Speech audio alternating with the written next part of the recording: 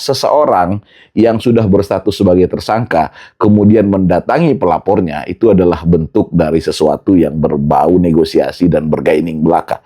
Egy Sujana mau bermain-main dengan hal tersebut kembali. Dia seolah ingin mau main aman. Di hadapan teman-temannya dia ingin terlihat suci, tapi di depan Pak Jokowi dia ingin menyampaikan bahwa dia pengen restorasi justice. Menurut saya, Anda telah sesat karena merasa diri persis serupa Nabi. Adakah Musa yang diam-diam menyelinap datang ke rumah orang yang melapornya, kemudian begitu heboh, lalu mengklarifikasi kepada teman-temannya bahwa dia datang ke sana hanya sekedar untuk menasihati orang yang melapornya? Orang yang tadinya kita respect, orang yang tadinya kita hormati sebagai senior, yang pada gilirannya dia telah mengubur dirinya sendiri. Bayangkan seandainya Quran turun di zaman dan mereka adalah nabinya, maka Quran tinggal 1 juz akibat disingkat-singkat oleh mereka.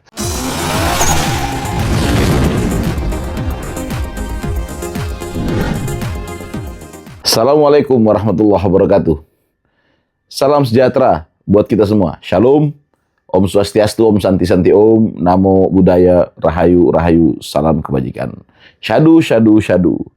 Kita berkumpul di parkiran Om Kindi, paradigma kiblat kebenaran. Om Kindi Gemoy, gerakan masyarakat optimis dan yakin.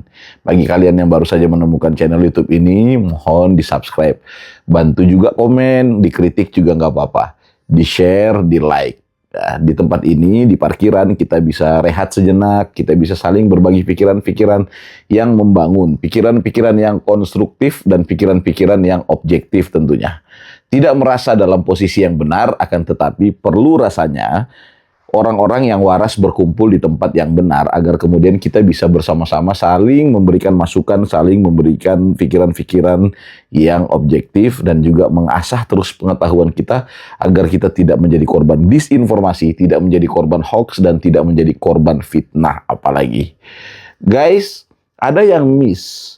Pasca kemudian, Refly Harun, Michael Sinaga, dan kawan-kawan membeberkan chatting atau WA yang dikirimkan oleh Bang Egy Sujana. Di Rakyat Bersuara, Egy Sujana me-WA teman-temannya, yakni Refly Harun dan kawan-kawan. Kemudian Refly Harun dan kawan-kawan membentangkan WA tersebut agar kemudian dikonsumsi oleh publik. Tentu ini di luar dugaan Egy Sujana. Egy Sujana yang tadinya bermaksud dan berharap agar kemudian dia bisa meyakinkan teman-temannya secara internal.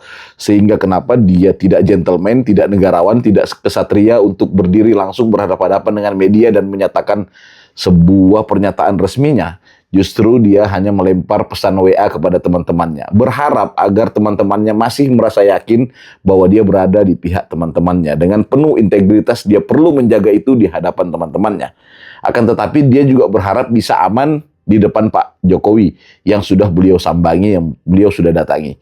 Meski kemudian nada sinis yang muncul dalam penulisan-penulisan di redaksi-redaksi WA tersebut menunjukkan begitu jahatnya apa yang dinarasikan oleh Egy Sujana dengan menceritakan bahwa dia diiming-imingi triliunan rupiah proyek dengan catatan harus meminta maaf dan lain sebagainya. Kemudian dia membantah itu semua. Itu satu hal yang menurut saya kontraproduktif dengan kedatangannya ke Solo. Dia menciptakan isu bahwa seolah-olah dia yang diundang oleh Pak Jokowi. Lalu kemudian dia ingin mengatakan kepada dunia ini bahwa dia datang justru untuk menasihati Pak Jokowi. Walaupun kita tidak tahu kebenaran yang sesungguhnya, al-haqqu min rabbik, Tuhan segala-galanya, dan hanya dia, Pak Jokowi, dan saksi yang hidup berada bersama mereka pada waktu itu yang tahu jalan cerita yang sesungguhnya. Kita tidak pada level untuk membahas apa yang dibicarakan oleh mereka di tempat itu. Namun sebagai kelompok yang waras, menurut saya seseorang yang sudah berstatus sebagai tersangka kemudian mendatangi pelapornya itu adalah bentuk dari sesuatu yang berbau negosiasi dan bergaining belaka. Kedatangan Egy Sujana tentu bukan sekedar basa-basi, tapi kedatangannya pasti ada maksud-maksud tertentu. Yang ironisnya, begitu dia mengatakan bahwa sampai di sana hanya menceritakan tentang sakitnya, kemudian hanya menceritakan hal-hal yang menurut saya tidak dalam rambu-rambu kasus yang tengah mereka hadapi. Menurut saya itu justru sesuatu yang berbau alibi saja, hanya kamuflase saja untuk kemudian menjaga konditenya di hadapan para teman-temannya. Ya guys, tapi apapun itu, kita tentu tahu bahwa hanya dengan cara memanipulasi, hanya dengan cara membangun-bangun narasi bohong, hanya dengan cara membunuh karakter Pak Jokowi, kemudian Pak Jokowi bisa dikalahkan. Walaupun faktanya mereka tak pernah mampu menumbangkan Jokowi dari masa ke masa. Banyak skema kebohongan yang akan mereka produksi, banyak skema kebohongan yang akan terus mereka glorifikasi. Semua cara akan mereka kembangkan dalam bentuk mengumbar-umbar asumsi, membangun-bangun framing agar masyarakat terjebak dengan apa yang mereka mainkan. Pernah ingat gak dengan tragedi yang pernah menimpa Ratna Sarumpait akibat kesalahan skincare, kemudian terjadi kerusakan pada wajah. Namun sayang, beribu kali sayang, Ratna Sarumpait yang juga merupakan seorang aktivis pada waktu itu, justru menabur berita hoax. Saya berada dengan zona itu. Saya berada dalam lingkaran dekat oleh Ratna Sarumpait pada waktu itu. Kemudian Ratna Sarumpait mengumbar sebuah pemberitaan bahwa seolah-olah dia tengah dizolimi, dia tengah dikriminalisasi, tengah terjadi semacam tindakan-tindakan kekerasan yang dilakukan oleh oknum-oknum tertentu yang pada saat itu tertuduh Jokowi dan kroninya yang melakukan hal tersebut. Sebuah framing yang dimainkan yang kemudian bahkan sekelas Pak Prabowo pun terjebak oleh permainan yang dimainkan oleh Ratna Sarumpait dan kawan-kawan pada waktu itu. Dan faktanya adalah begitu diurai, ternyata Ratna Sarumpait hanyalah orang yang menjadi korban dari kesalahan beli make up, kesalahan beli skincare dan seterusnya. Ini tentu sangat memalukan. Ya, ini tentu sangat-sangat menyedihkan, miris dan memalukan. Dia bisa menjebak begitu banyak orang. Hari ini Egy Sujana mau bermain-main dengan hal tersebut kembali. Dia seolah ingin mau main aman. Di hadapan teman-temannya dia ingin terlihat suci, tapi di depan Pak Jokowi dia ingin menyampaikan bahwa dia pengen restorasi justice. Faktanya adalah, baru saya membaca berita sejam yang lalu, di Detikcom, Pak Jokowi dengan tegas menyatakan berharap ada RG untuk khusus bagi Damai Hari Lubis dan Egy Sujana. Ada apa? Kenapa Jokowi masih selentur itu? Kenapa Jokowi masih dalam bingkai-bingkai untuk mempertahankan kewibawaan dan cara dia untuk terus memaafkan orang?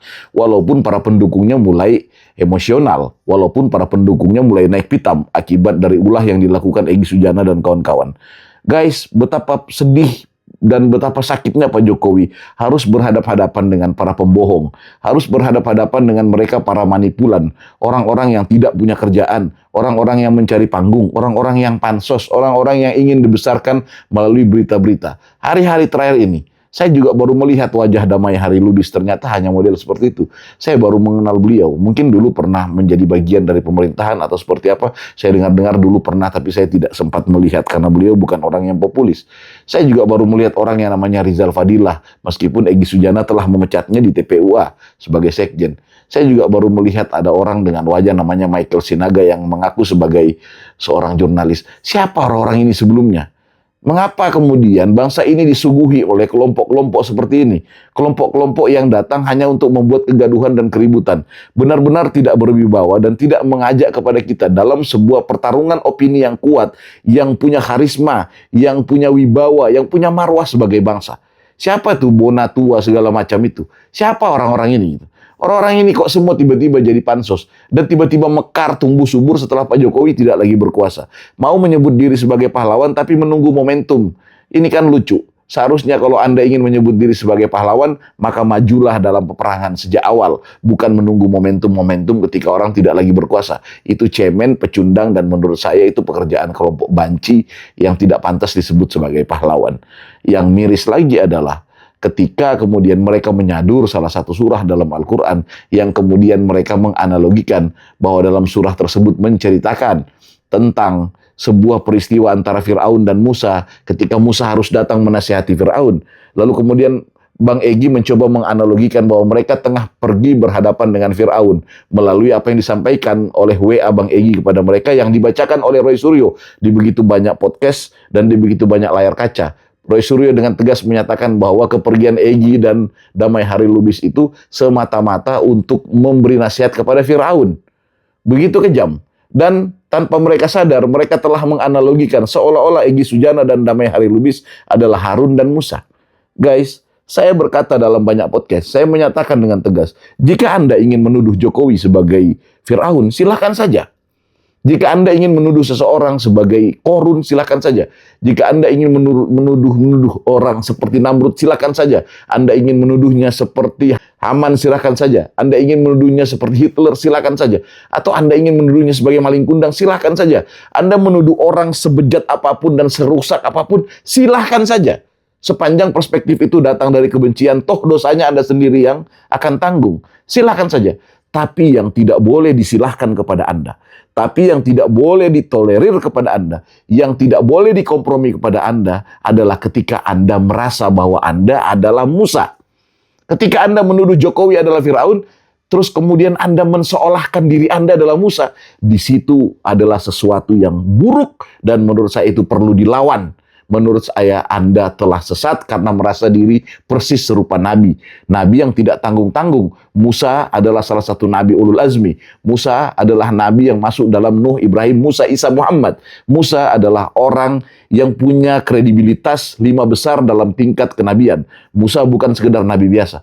Tiba-tiba saja Anda mau menganalogikan surah-surah tersebut, surah-surah Toha, surah-surah yang menceritakan tentang perjalanan Fir'aun dan Musa dalam perseteruan panjangnya. Kemudian Anda mau menganalogikan Jokowi sebagai Fir'aun, dan di saat yang sama Anda merasa Anda lah Musanya. Di situ adalah kekeliruan yang luar biasa, dan saya ajak kepada kita semua yang waras untuk berpikir pakai logika kita. Adakah Musa di kursi roda? Adakah Musa yang bicara sembrono di layar televisi dan layar kaca? Adakah Musa yang lari dari panggilan polisi? Adakah Musa yang bersembunyi di luar negeri? Adakah Musa yang menjadikan penyakit sebagai dalih agar tidak mau dihukum? Atau adakah Musa yang diam-diam menyelinap datang ke rumah orang yang melapornya, kemudian begitu heboh, lalu mengklarifikasi kepada teman-temannya bahwa dia datang ke sana hanya sekedar untuk menasihati orang yang melapornya? Guys, Anda diberi akal dan Anda diberi hati.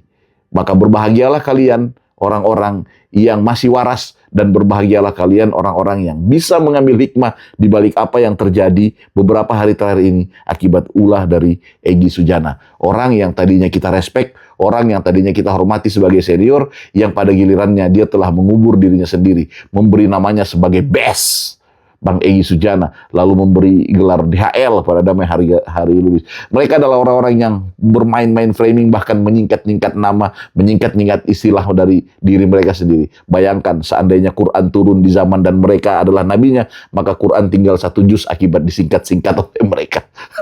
Al-Kindi Wirfagi akan kembali lagi dalam parkirannya nanti.